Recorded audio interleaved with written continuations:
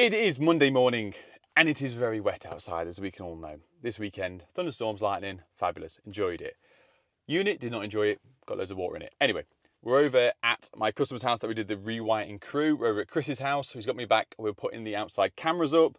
Fabulous day for it. We're doing some workbench lights up in the garage shed out the building, and also we're going to be putting a shaver socket in.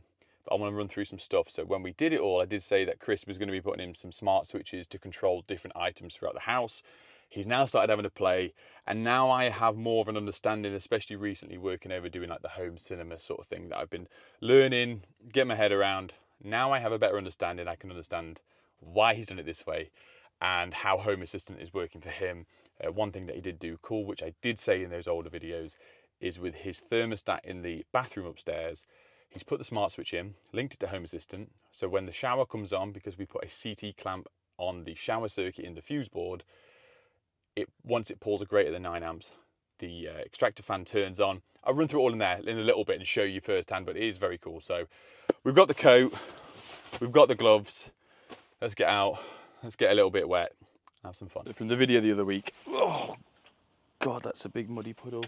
We've learned the hard way that this microphone does not like this coat, so apologies, I will try my best with it.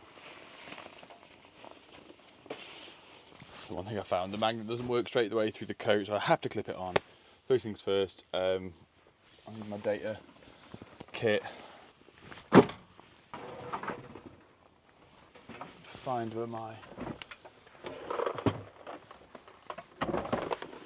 flexi clips are, because I haven't got any black conduit in the van, and at the same time, so I need to clip the external cat cable to the wall to the cameras. There's 2 cameras to go up, so we shall see. Ow. So if you guys can remember, this is what I did for here, coming through to the armoured. I did get one guy, I can't believe you did this, blah, blah, blah. Obviously didn't listen. I drilled into the woodwork rather than the brickwork. It's fine, don't worry about it. Watch the whole video before you comment, that'd be great. So in here, at the bottom, we've got our 2 external Cat 5s or 6s, I can't remember, that I run to take data this way. In the top one, there is 3 different Cat 6 cables, 2 for 2 cameras and 1 for an outside light at some point. But today we're just doing the outside cameras.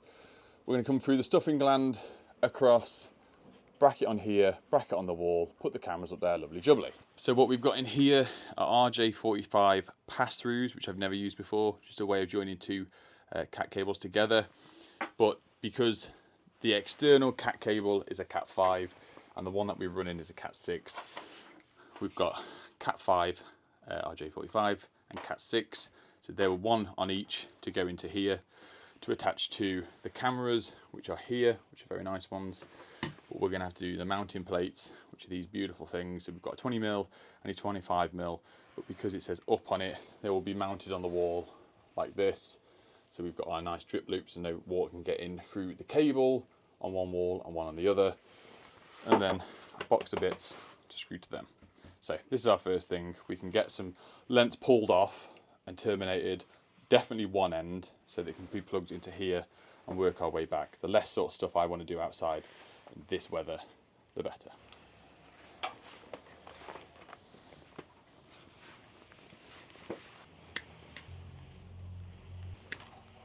Welcome friends to Nick's setup. Lovely little table, lovely little chair. Let's get this stuff open. I've got my, what is my RJ45 data crimping bag set up full of lots of stuff, but we don't need any of that today. Don't worry about that. We've got our splicers, we've got our crimpers. These are the Klein ones, which has got the different labelling up for the stuff you need. We only ever use B. I'm new to this, don't do data, we're getting there. We use B, and we always do orange to the left as and when the pins look at us. So I haven't just researched that before and asked the customer, so I can tell you guys. 4, that's all we should need for today's trial. Right, let's start with 1. What would have been funny for you guys if I hadn't figured out before, I was just picking up the 2 bundles, which are there and there, and I thought I had what essentially was 2 ends from different ones, but what I actually had was the end of each one coil. Yeah, it was good English. So luckily I checked first. With these, this is a ideal one. Pop it in, give it a little spinny spin, breaky breaky, hunky dory. Give me that. Done. Then what I like to do, is to annoy a lot of data people, is I push my screwdriver through the bottom core like this, and when I do that and I push, it untwists everything. For me, it's great. It's efficient. It looks cool. It's satisfying. But what a lot of people say, it breaks the cores inside the cable. For me, it doesn't, because I do it carefully and nicely. If it was a tightly wound one and you can feel that there's pressure against you like a lot, then 100% don't do it. But for this, there's no issue with me doing it. But the data guys out there, apologies if you are having nightmares or flashbacks of another Spark doing this in your past. It's fine, don't worry about it. So once we've got what we want out there, I just try and straighten the cores out nice and gently. Like you say, no tension, no pulling, no damaging any cores. And we just get our nice positions. So first of all, we've got our orange and white, first one on the team. Then we've got our orange, and then we've got our green and white. And just to mix things up, we're going to chuck a solid blue in there. That's what we're going to do. And then a blue and white, and then we should be solid green. And then we've got brown and white, and then we've got brown. God, this is the quickest I've ever made anyone up. Glad I'm videoing it. So once we've got our positions of what we want there, that's where it sits. Get a nice flat bit. Snip the excess off. Pins up, and then feeds. Feed it through. Pokes through. Yep. Fabulous. And that then goes. That will then crimp down the RJ45, cut off our excess, and that is done. These don't have boots. I've never fitted boots to an RJ45, but I want to at some point. I just presume I've got to buy, because the customer supply these, the correct boots, that correct RJ45 connectors that have the boots attached. So I presume you just slide it on first. You do what you do, you slide it back. Do you then crimp it or do you heat shrink it? Because I actually don't know, not done it before. So that's one. I'll do the other one now, you don't have to watch this. Go on to the next bit, which is these ones. It's all right, I can hear Van Doors going out. I mean, obviously in the back garden, the garage, but I can hear Van Doors being banged around. And I know there's worksmen out the front. Workmen, but I can hear Van's door slamming. And you know, when you just think, someone's breaking into my van. And I've obviously positioned myself like this so I can tense my arm to show you guys. Obviously. Thread. It's fell out, and it has come with some smaller stuff as itself, so the 20mm, but they are like smaller ended compared to my 20mm ones. And now I get a chance to use these. Because I can't be honest, get back to the van.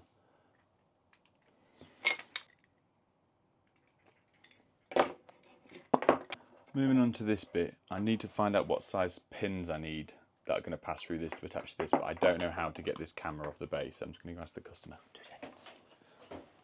Don't go anywhere. Actually, while you are there, and I'm not, make sure you like the video. Oh, hey guys, you can see there.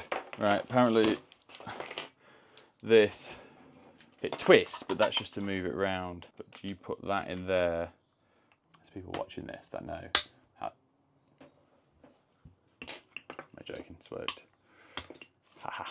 Right, so you need a scoop. Use a screw to this. So these are my holes. But none of them line up with this. That's not good. But what nearly does line up is the actual internal fittings of it compared to, why is everything not straightforward? Just hear me out. So this will bolt through by the looks of things, but it won't go to any of these. And I want the gasket on there, obviously, to prevent water and everything. But this does line up and bolt directly onto this. But the issue with that is all the water ingress that you're going to get pouring into the camera, which would obviously be what we don't want. So unless I undo these, use this as a complete bolt through to that and that, to keep this gasket intact on this plate here.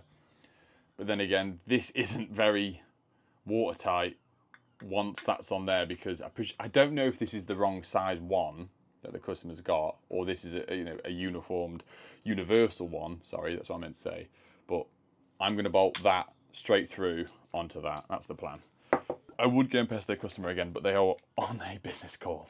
The best thing about this is there's some people that have already done this, and this is why I like watching other videos, is you know exactly what to do and how to do it. And watching someone else struggle or just try and, you can see the cogs moving in the head again. Oh, if I do this and we can do that and whatever.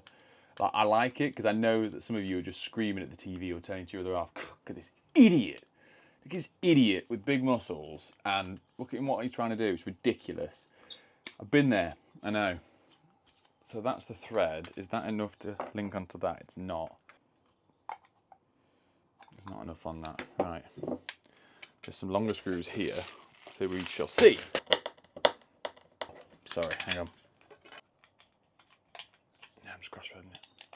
So that works, but the issue I've got is the bolt that we put in is a continuous thread, which is this.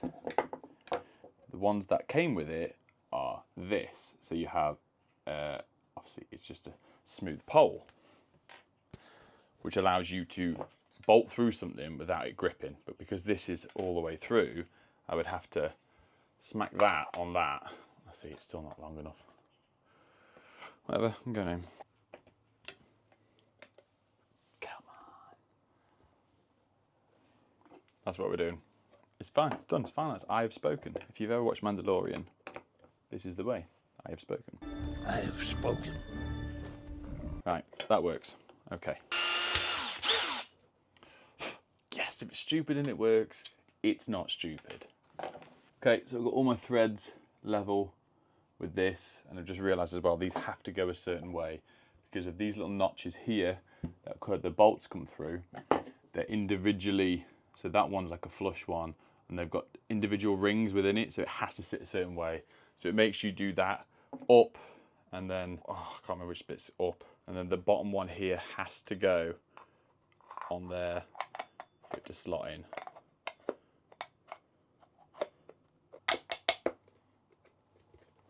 Right, let's do it all again. Also, they send you a lovely sticker, so you got your drill points if you... It's now time for you guys to do some deep breathing. Alrighty then. Right, so what you guys can see here, I'm just getting our heights. So the cable is going to be coming round on this level. We're going to the second brick. We have it on the angle here, so the cable has got a bit of a drip loop.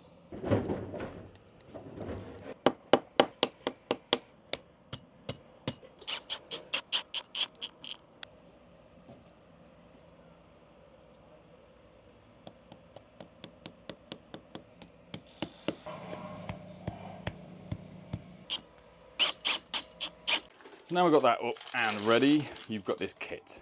This kit is so you can gland your new cable into the back of this camera and do a sealed joint, so it all clips together fabulously. I don't know why I keep saying fabulously all the time, it's actually annoying me, so sorry about that. That goes on this end, probably doesn't. The other one did. Looks into there, like that. You slide that up, twist that so it's a good connection, tighten the bum up. Sorry. And that's your connection done. So all we'll do now, I need to figure out between this one and the one over there, which one's longer, and then feed it through. This is our longer one, so we have to punch that through. And then all these fabulous connections will go in the back of the box we've now attached to the wall. Feed this back through here. Fabulous. Ignore all the noise in the background. They are resurfacing the road. I wish they'd come to Stafford. That'd be fantastic. Now comes the fun bit, is bolting these back, so keeping pressure, so the gasket is everything is what we want. And then let's see if my invention worked. Push this cable back in here as much as possible because we need this void available for the back of the camera to spin and rotate to where we want it to go. And obviously then, depending on which way you want, so the customer wants us to look at the back doors, you would twist the frame to adjust the camera. We now have the two lovely jubbly cameras up here. I've got one there, one there. And what we've done, I've brought it round and it's been cable tied to the top of the Armoured. I asked the customer, they said it was absolutely fine. The other two Cat 5s are also cable tied to it, because obviously they're cheap because they're UV rated and all that stuff. I asked the question, I would have loved to have been able to pull, when we did the rewire, the data cables exactly where they need to go, so we could have done rear entry. So we don't see the cable in, but equally it's high enough where no one can go, well, you clip cable to the side. If I just wanted to get rid of it or disable it, you just yank it off. 6'3".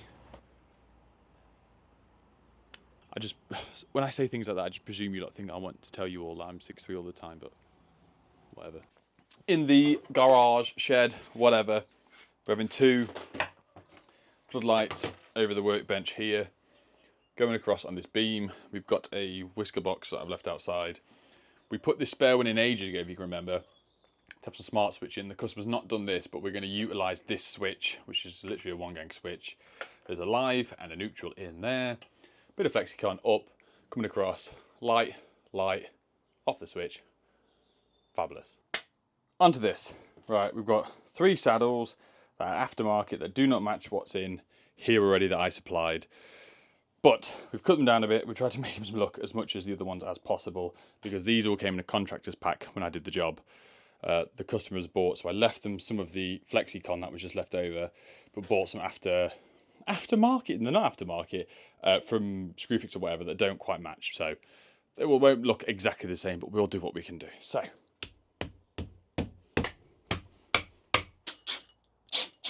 right, what I have said is, as and when I'm back next, I will turn around and I will bring some, because I have some of these in the unit. It's easy just to unscrew and switch back over. So for the time being, it's like this. It's fine. It still works. Alrighty then.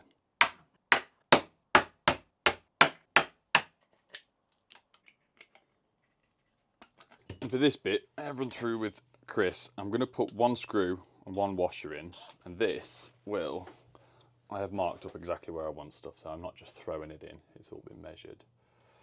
So once this is on, I'm going to leave this ever so slightly loose to a point. It just means he can shift this round for the direction that he wants.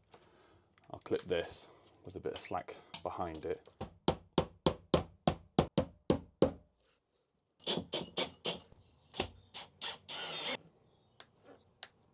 We've got light, we've got coverage, we've got less shadow, obviously because this light is up there. So yeah, right, last job on the list, up in the loft. Shaver socket. So what I was saying earlier about the smart switches that Chris fitted with the Zigbee stuff, I think he used a few different ones, Sonoff, and there was a few other ones, I can't quite remember. But this one here, so we have upstairs and downstairs. So we never ran in a well, I actually put the feed in. There is a 3-core in earth that runs down to the downstairs patras, but it isn't connected. So up here, this is a wide one, and it's paired through very much like a Energy or Kinetic light switch. That comes off this one for the 2-way. The center one is the extractor fan. I don't know if you can hear that or not. We turn that off. And then one on the end here is the light fitting, which is nice, because what I like about the control forum this stuff is it's not just a bang on, bang off. It's a natural down and up, which is cool. So what we did downstairs, I'll try and put a picture on now if I got one. It's a Shelly Pro, I think, module that has 3 CT clamps that come off. One went out to the supply to the outside, one went off to the shower supply, and then one went off to, I think, just the main tails that came in, so we could sort of monitor how much energy the house is using. So through Home Assistant, go with me, it was linked up, so when that CT pulls more than 9 amps on the shower circuit, it engages this switch, which you don't see, but it turns the extractor fan on and off, which is great. There's a timer, so once the shower is turned off, it turns around and then disengages this, and he can now set a 5-minute run on of the extractor, which is up here, because it actually isn't a timed extractor, but it is sort of through the smart switch. And then behind here is a thermostat, and what that does, not only does it measure the temperature obviously in the room here, it does the humidity, which also turns it on if it's getting too humid. Let's say if the shower's turned off and you've got the overrun, the humidity is too high, it will continue to keep the extractor on. And then as well, go with this bit, he's also linked it to, he's got like a weather vane outside on top of where we were just working, which measures the humidity outside and the temperature compared to inside in here, and balances it out and then turns the extractor on to vent out. I don't quite understand that bit yet because I wasn't really paying attention. Sorry, Chris, I know you were watching this and you can hear me downstairs, but the possibilities for the smart stuff interlinked, and because it's not through Wi-Fi, it's through Zigbee, and the way it will talk to each other, and it's instantaneous as well, like literally just, do you know what I mean? And like the two-way, anyway, I'm getting carried away. Let's do the shaver socket in here. I'm not going to show you too much in here. This is the cupboard that's in the bathroom. There's just loads of products everywhere. It's not fair of me to show any of this stuff off. It's just going in some 1mm M1 trunk in, small trunk in, coming down. We're going to poke up, and then I'm just going to run it across and I'll show you, but it's just going to be the loft supply. Loft light has its own feed, because my issue is there's power to all the switches, as in here, as into the bedroom, to here, to here, to here. So there's no joints up top. So the only joint we've got is this one. So right where I left it, permanent supply on its own circuit that just goes on and off for this. We've got our own double socket circuit. Also, we've got 2 datas that have run beautifully across. And this is the house, if you can't remember, where it's got RSJs everywhere. You've got 1 here, 2, 3, 4, 5, 6, 7. 7 in the loft, and it's exactly the same downstairs. So I'm going to poke up the screwdriver, bring the cable across, tack it where I need to, follow the clips, bring it round, chuck it in there. But I'll get the other stuff done, and we'll connect this bit up last. Grab the tester out, go home, get paid. I'm just going to follow it on top of my smoke alarm cable that's already there. All right, that's enough.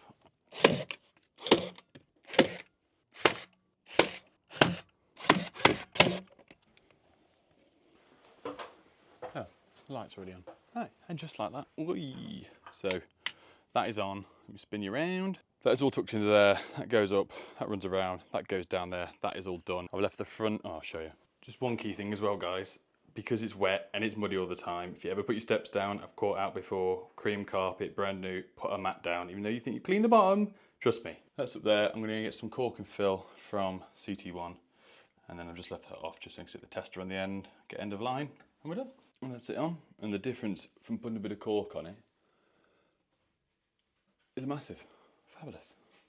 And that is us done and dusted. Not a grafting day, but a thinking day. And it's always nice to go back to jobs that I spent a lot of time and effort doing. And I'm sure there's some more stuff that Chris wants me to do in the future. And it's really making me think about the smart home stuff, of offering it as an option for rewires. And talking of rewires, I actually have 2 booked in the next couple of weeks. One is that Birmingham job that I showed you, which is garages, which is bare brick everywhere. So we should be able to fly that in, get some really cool videos for you guys. And the second one is over Stoke Way, when I went and quoted the other day. And they wanted to do an ASAP. So we moved a few things around, and we have got lots of content coming your way, guys. So I will love you and leave you. Thank you very much for watching. Love you, bye.